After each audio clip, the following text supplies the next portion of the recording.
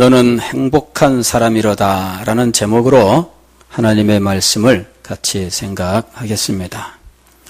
우리 기독교 신앙은 기복신앙은 아닙니다. 다시 말씀을 드리면 복받는 것이 최고의 목적도 아니며 유일한 목적도 아닙니다. 과거부터 우리나라에 있었던 이 샤머니즘이라고 하는 종교는 기복 이외에 다른 것이 존재하지 않는 모습을 가지고 있습니다. 그래서 샤머니즘 종교는 그저 인간들이 복이라고 믿는 것 혹은 평안, 건강 이런 것들만을 빌고 그리고 그것이 달성되기만 한다면 그 과정에 어떻게 되든지 그리고 내가 그러한 평안을 얻을 때 이웃이 어떤 일을 당하든지 사실은 크게 관심을 기울이지 않습니다. 그냥 나만 평안하면 나만 복을 받으면 혹은 내 소원만 달성된다면 상관이 없죠. 사실 가벼운 그런 것이지만은 예전에 보면은 어떤 분이 재채기를 크게 한 번 한 다음에 에이 이놈의 깐거 저 건너 마을에나 가버려라 이런다고. 그러면은 그 떨어진 감기가 저 건너 마을에 가서 어떻게 되란 얘기예요? 누군지 모르지만 재수 없는 사람한테 척 달라붙어가지고 그 사람이 컬럭컬럭 하면서 다니라는 얘기 아니에요? 우리는 내가 감기가 떨어져도 그런 일을 원하지는 않지요. 그렇지 않겠습니까? 이게 바로 내가 이런 복을 받되 다른 사람은 어떻게 되든지 상관없고 라고 하는 이런 모습은 정상적인 것이 아니다라고 하는 거죠. 자, 기독교 신앙은 기복신앙이 아닙니다. 그저 복만 받으면 되고 복 받는 게 최고고 그런 것이 아니에요. 다만 우리가 또 생각해야 될 것은 하나님을 잘 섬기고 믿음으로 살아갈 때 복을 받는 것 또한 사실입니다.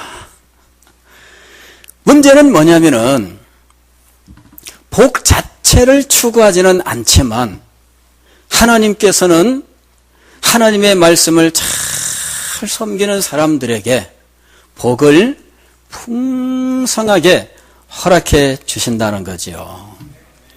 그런데 정말 말씀드린 대로 그렇게 복을 받고 있느냐 하는 것이죠.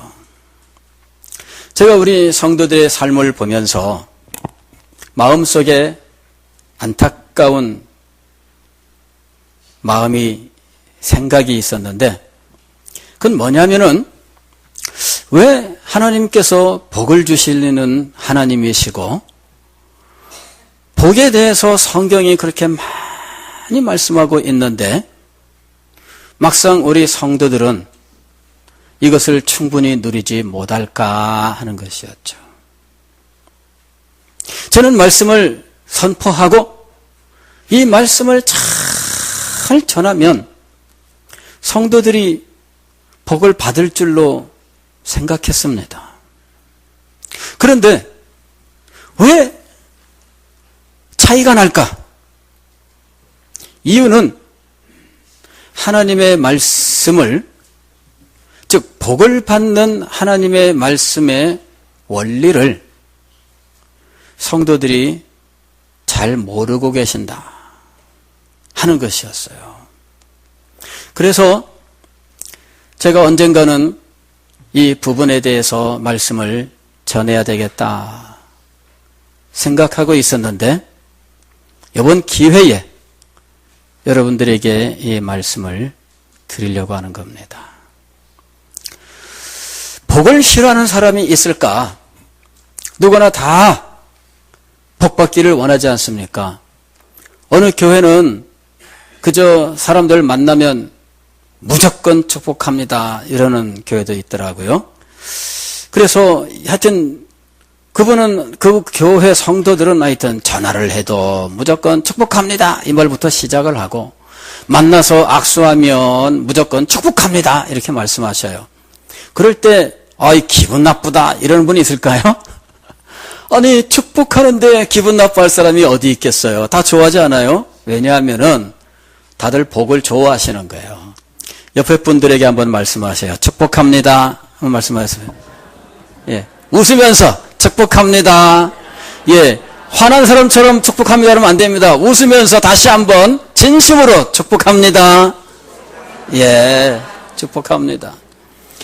다들 복 받는 게 얼마나 좋습니까? 과거에 아주 철학의 이 역사 속에서 아주 위대한 철학자로 누구나 다 인정하는 분이 몇 분 있는데 그 중에 아리스토텔레스라고 하는 분이 있어요.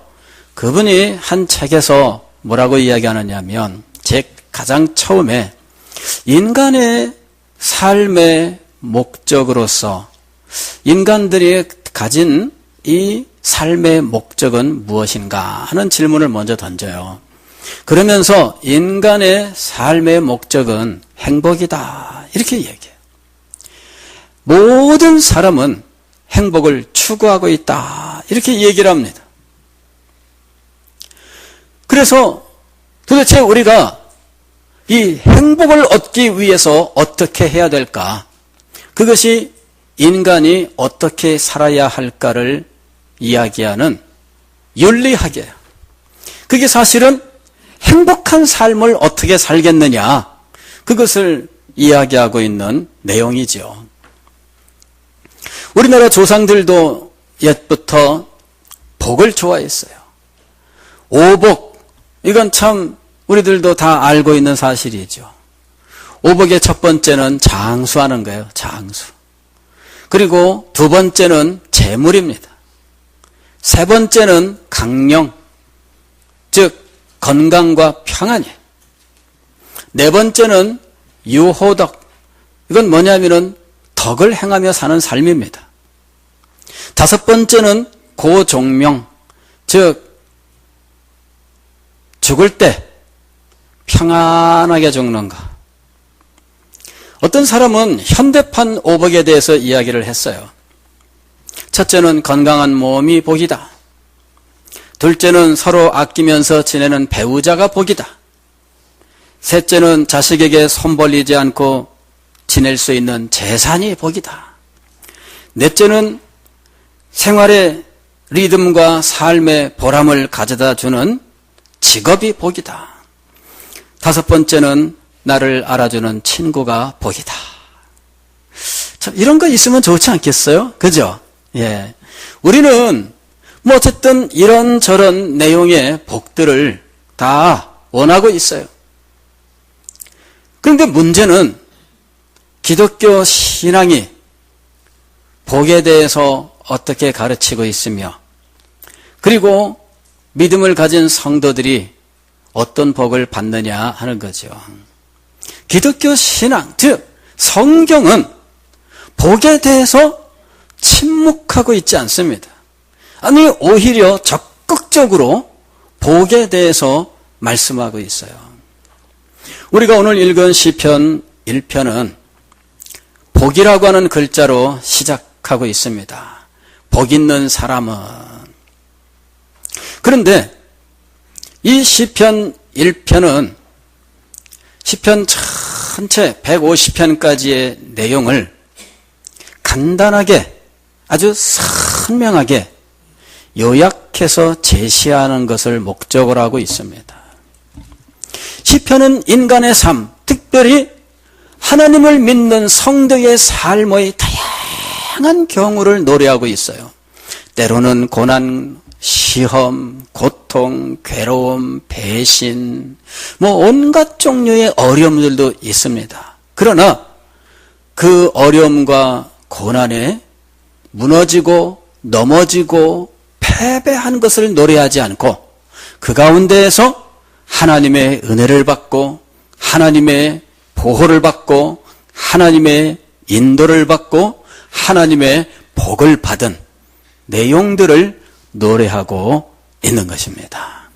그래서 시편을 잘 살펴보면 성도들이 하나님께 얼마나 많은 복을 받으며 살았는지를 알 수가 있어요. 그래서 시편 1편은 이것을 간단하게 정리한 겁니다. 복 있는 사람에 대해서 앞으로 말씀이 진행될 것이다. 그 복 있는 것에 대해서 이야기하고 있어요.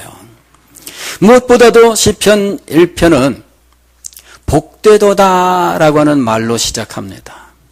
이것이 우리나라 성경에는 서술문으로 되어 있는데 원어에는 시로 되어 있습니다. 그리고 가장 처음 나오는 말이 복되도다라는 말이에요. 복되도다. 복되도다. 악인들의 꾀를 따르지 아니하는 사람이요, 죄인들의 길에 서지 아니하는 사람이요, 오만한 자의 자리에 앉지 아니하는 사람이요. 그래서 하나님께 받는 그 복된 모습을 감탄의 형식으로 가장 먼저 말을 하고 있는 거예요. 복에 대해서 말하려고 하니까, 그리고 복으로 충만한 사람에 대해서 말하려고 하니까 마음속에서 저절로 감동이 일어나고 그것이 감탄의 형식으로 나온 거예요. 복이 있도다. 사람이요. 어떤 사람이에요? 죄인, 악인의 꾀를 따르지 아니하는, 또 죄인의 길에 서지 아니하는, 오만한 자의 자리에 앉지 아니하는 사람이요. 그렇게 감탄하고 있는 거예요. 예수님께서 마태복음 5장 1절로 12절까지 해서 팔복에 대해서 말씀을 하셨는데, 그 팔복이 바로 이 시편 1편 1절에 이 문장 구절을 그대로 가져와서 하신 말씀이에요. 그래서 팔복도 이렇게 되어 있습니다. 우리말 성경은 심령이 가난한 자는 복이 있나니 이렇게 말씀하지만, 그러나 원문으로는 어떻게 되어 있느냐 하면 복되도다 심령이 가난한 사람이여, 이렇게 되어 있는 거예요. 감탄으로 되어 있어요. 복되도다, 복되도다, 복되도다, 복되도다, 복되도다, 복되도다, 복되도다, 복되도다. 예수님께서 8번이나 복되도다 하고 말씀하신 거예요. 그래서 성경은 하나님께서 복을 풍성하게 주셨는데 그 복이 얼마나 놀라운지 마음속에서 저절로 감동이 되고 입으로 표현하면 감탄이 먼저 나올 만큼 하나님의 복이 놀랍다는 사실을 말씀하고 있는 겁니다. 우리가 지금 메시지의 제목으로 너는 행복한 사람이로다 라고 하는 것을 생각했는데, 이것은 신명기서 33장 29절에 나오는 말씀입니다. 하나님의 사람 모세가 하나님 앞에 돌아가기 전에 이스라엘 12지파를 위하여 하나님 앞에 간절히 기도하고 축복하였는데, 제일 마지막 결론으로 이스라엘이여 너는 행복한 사람이로다, 그 얘기한 거예요. 이스라엘 12지파에 대해서 축복을 하며 기도하던 모세가 제일 마지막에 이스라엘이여 너는 행복한 사람이로다, 이렇게 얘기한 거예요. 성경은 하나님의 백성들이 세상 사람들과 비교할 수 없는 너무나 놀라운 복을 누리는 사람들이라고 하는 사실을 증언하고 있어요. 하나님께서 아브라함을 부르셨을 때 창세기 12장 1절 이하에 그 내용이 등장하고 있지요. 아브라함아, 너는 본토 친척 아비집을 떠나 내가 네게 지시할 땅으로 가라. 그러시면서 너는 무엇이 될지라? 복이 될지라. 이렇게 말씀하고 있습니다. 놀라운 사실이에요. 이전에 우리가 사용하던 개역성경은 너는 복의 근원이 될 것이다 라고 말씀하고 있어요. 복의 근원이 될 것이다 라고 말씀을 하셨는데 원어에는 복이 될 것이다 라고 되어 있어요. 그래서 개역 개정판 성경은 복이 될 것이다 이렇게 번역을 한 거예요. 복이 된다는 말은 뭐냐면 사람 자체가 복이라는 이야기죠. 사람 자체가 복덩어리예요. 어떤 사람들은 우리 몸의 치아가 건강한 것이 복입니다. 무엇이 복입니다. 이렇게 하는데 그런 것들은 아주 구체적인 것을 가지고 복을 표현한 거예요. 그런데 그런 것들은 사실은 아주 지극히 작은 하나의 초점이 맞춰져 있는 거죠. 치아가 건강하면 그러면은 복이죠. 왜냐하면은 연세가 드셔서 치아가 깨지고 썩고 빠지고 이래서 식사를 제대로 못 하시면 그러면 점점 건강도 문제가 되죠. 최근에 어떤 연구 논문에 의하면은 이 잇몸의 염증, 이 잇몸의 염증이 심장마비 사망에 이르게 한다. 이런 논문도 있어요. 그러니까는 입에 이 염증이 그냥 있는 게 아니라 사실은 혈관을 타고 돌기도 하고 또 여기 입으로 침을 삼키면서 몸에 들어가기도 하고 하면서 이것이 결국은 몸의 건강에 치명상을 줄 수가 있는데 언젠가는 심장마비가 그것 때문에 온다 이런 식의 이야기도 있어요. 물론 확률이기 때문에 그렇게 올 수 있는 확률이 크지는 않겠지요. 그러나 치아 건강이 아주 중요한 것만큼은 사실입니다. 그러나 성경은 단지 치아 건강만을 복이라고 말하지 않아요. 성경이 말씀하는 복은 포괄적이에요. 아예 그 사람이 복이 되는 거예요. 왜 이런 거 있잖아요. 옛날에 어떤 이 그리스 신화에 보면은 한 왕이 금을 좋아하는 왕이 있었어요. 이래가지고 얼마나 금을 좋아하는지 어느 날 무슨 요정이 나타나서 소원을 하나 들어준다니까 내가 손대는 거는 다 금이 되게 해주세요. 이렇게 요청했다지 않습니까? 그랬더니 그렇게 되어라 뾰로롱 하고 이제 요정이 사라졌는데 그때부터 이 왕이 손대니까 금이 돼. 탁 하고 물컵을 잡으니까 이게 황금이 돼. 와, 기분이 좋아요.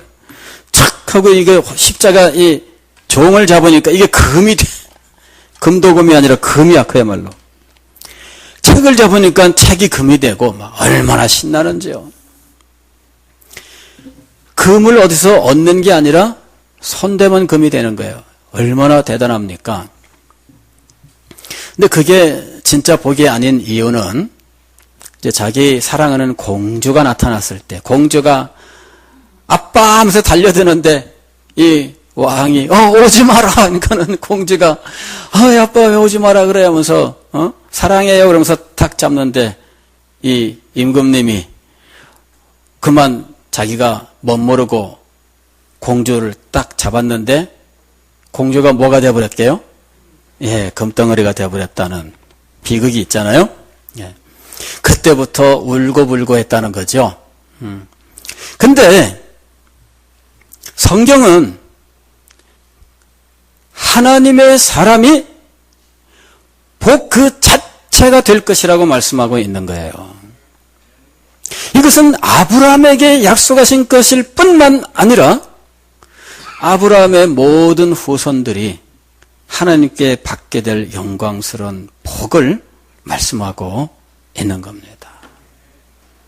여러분, 우리는 성경이 복에 대해서 인간의 상상을 벗어나는 엄청난 것을 말씀하고 있다는 사실을 기억해야 됩니다. 그리고 세상에서는 이 복에 대해서 우연히 혹은 행운으로 오는 것으로 생각을 한다든지 아니면은 적선을 통해서 얻을 수 있는 것이라고 생각하고 있다. 그러나 성경은 그와 전혀 달라요. 세상 사람들은요, 그런 게 있어요. 어떻게 복이 오느냐? 그거는 우연히 오는 거다. 이런 생각이 제일 많고요. 그래서 그것을 행운이라 부르는 거죠. 언제 그 복을 받을 수 있을까? 어떤 사람이 로또 1등 당첨된 사람들에게 이제 설문을 돌리고 조사를 했는데 꿈을 물어본 거야. 꿈을. 당신은 로또 당첨될 때 무슨 꿈을 꿨습니까? 사람들은 꿈 잘 꾸면 복을 받는다고 생각하는 거죠. 그래서 누군가 일어나서 나는 어젯밤에 꿈을 꿨는데 밤새도록 잠도 제대로 못 자고 왜 이렇게 뭐 꿈만 뒤숭숭한지 그래 꿈 내용이 뭔데? 그러니까 뭐라고 말을 하니까 그래? 그러면은 그 꿈 내가 살게 이러잖아요. 그죠? 예. 그래? 그래 뭐 그까짓 거 나는 뒤숭숭하기만 하지 뭐 그랬더니 얼마 줄래? 1,000원 줄게. 자 했다. 1,000원 당장 줍니다. 정말 돈 주고 삽니다. 꿈을 판 사람은 꿈 가지고 지금 1,000원 생겼다 그러는데 1,000원을 준 사람은 뭐라고 생각해요? 복이 되는 꿈을 내가 이제 샀다. 복이 온다. 이제 언제 보거나.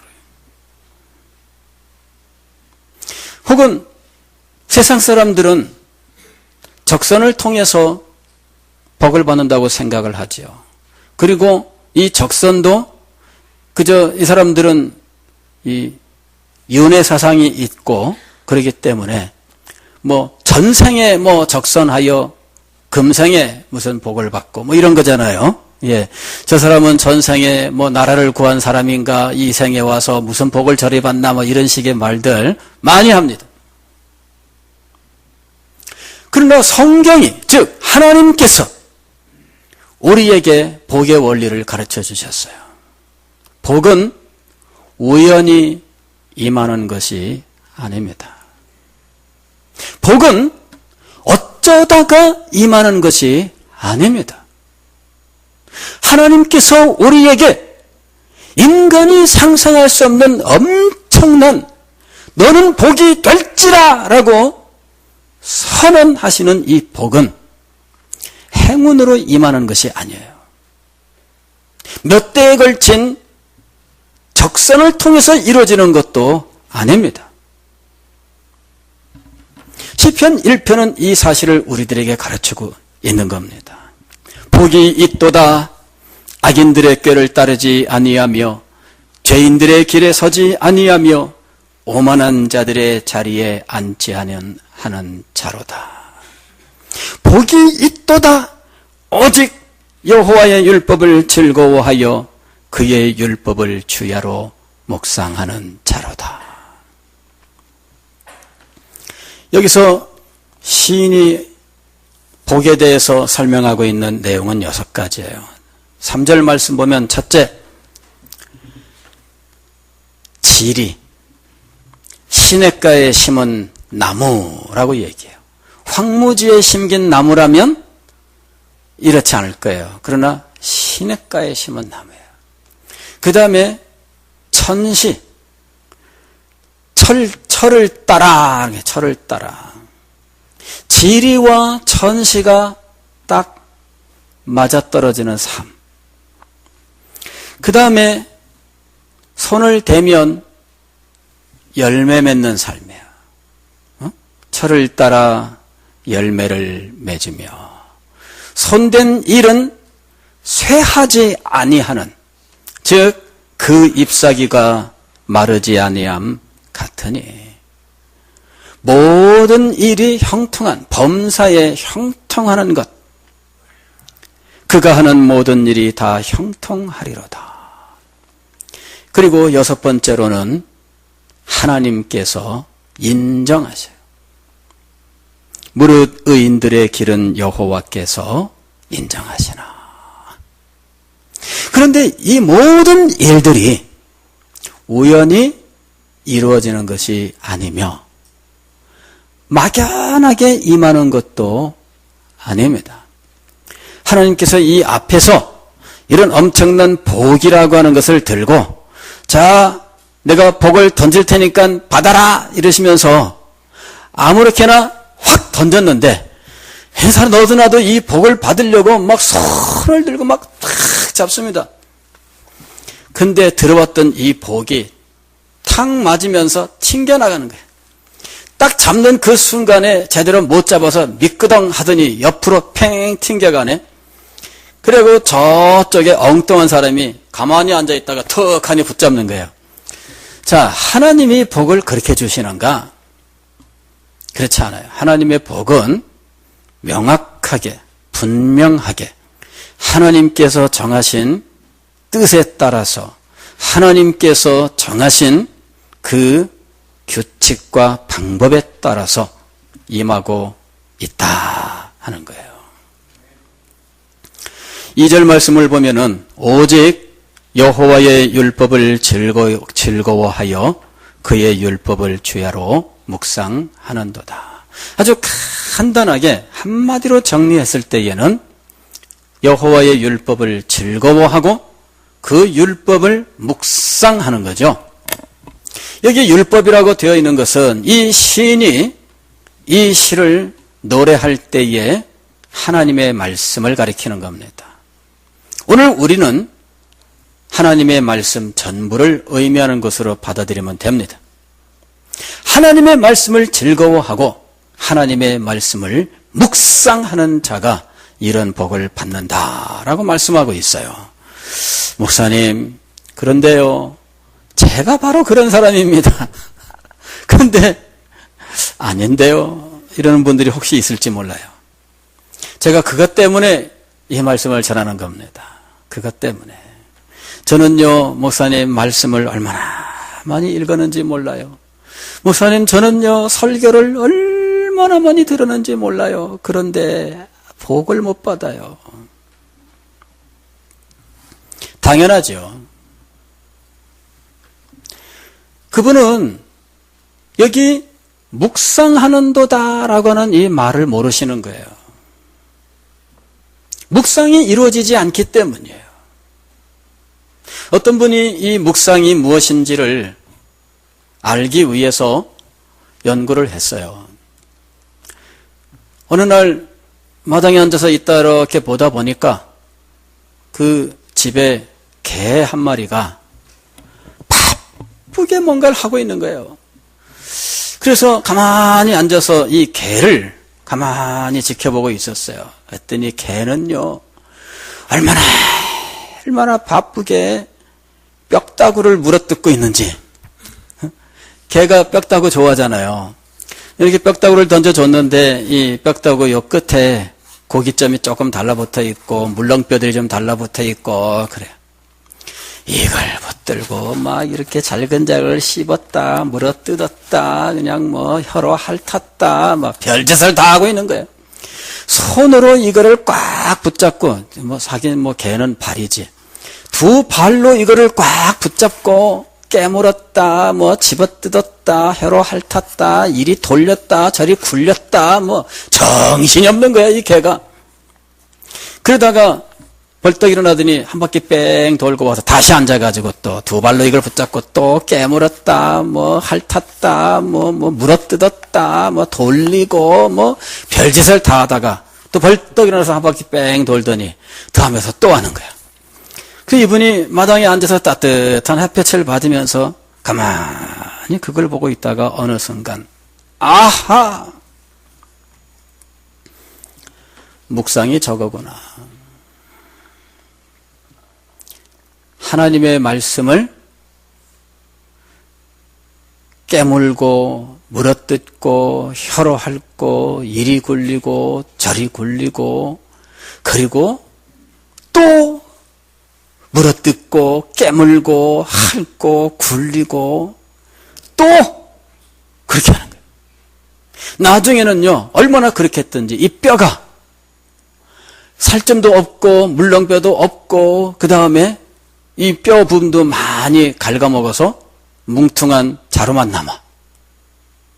그걸 보면서 하나님의 말씀을 우리가 어떻게 대하여야 할지 묵상이 바로 저거구나.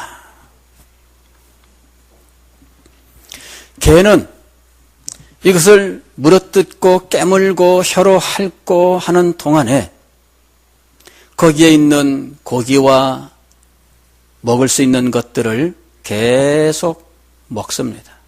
그러면서 그것이 그에게 영양분이 되고 힘이 되고 능력이 되는 거예요. 그래서 이 개가 이 뼈를 붙들고 씨름을 하면서 그 뼈를 자기의 것으로 만드는 거예요.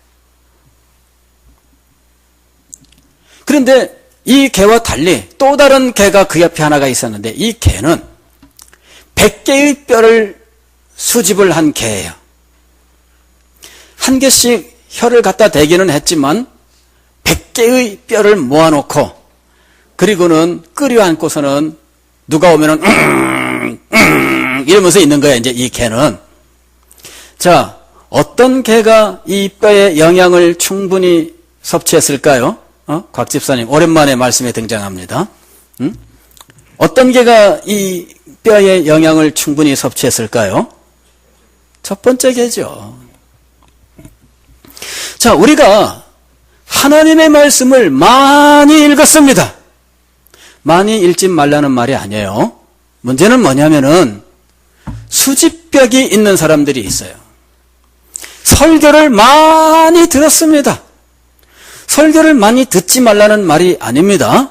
문제는 뭐냐 하면은 그것이 그 사람의 영혼에 역사하지 않았다는 거죠.